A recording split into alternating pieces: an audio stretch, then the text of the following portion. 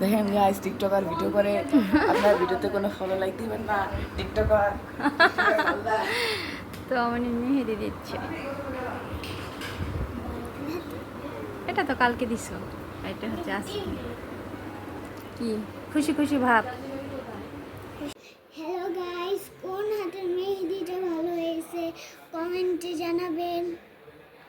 ও বাবা, তো আমার দেখি ঈদ মোবারক লিখেছে। ঈদ মোবারক, অনেক সুন্দর হয়েছে। বাজিও কিনেছি।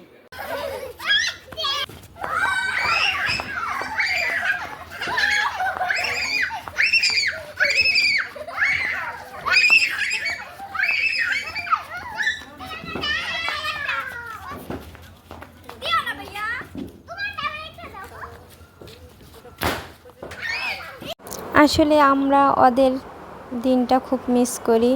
আমরাও যখন এরকম ছোট ছিলাম অনেক মজা করতাম, কখন চাঁদ দেখব, কখন বাজি ফাটাবো, এগুলো নিয়েই ব্যস্ত থাকতাম। এই দিনগুলো মনে পড়লে অনেক খারাপ লাগে। আমার মেয়ে তো সেই রোজার শুরু থেকেই চিন্তা করতেছে কখন চাঁদ রাত আসবে আর কখন বাজি ফাটাবে, কখন হাতে মেহেদি দেবে। এই জিনিসগুলো অনেক কত খুশি খুশি। এই দিনগুলোকে আসলে ওদের খুশি দেখলে আমাদের অনেক ভালো লাগে। ওরা তো চাঁদ দেখাটা বোঝে না। আমরা ছোটোবেলায় চাঁদ দেখতে যেতাম, সেই রাস্তার মাথায় কোথায় গেলে বাঁশের মাথা দিয়ে চাঁদ দেখা যাবে দেখতাম, সেই একটু কোনা করে চাঁদ। আর ওরা এই জিনিসটা ফিল করে না, চাঁদ দেখাটা। ভয় পেয়েছে। লাগবে লাগবে লাগবে লাগবে, দিতে পারবে না এখন। না না না,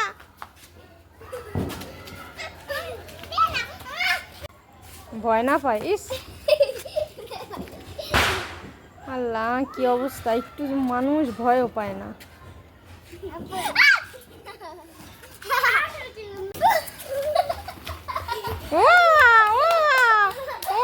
আব্দুল্লাহ তো একটু ভয় পাচ্ছে না।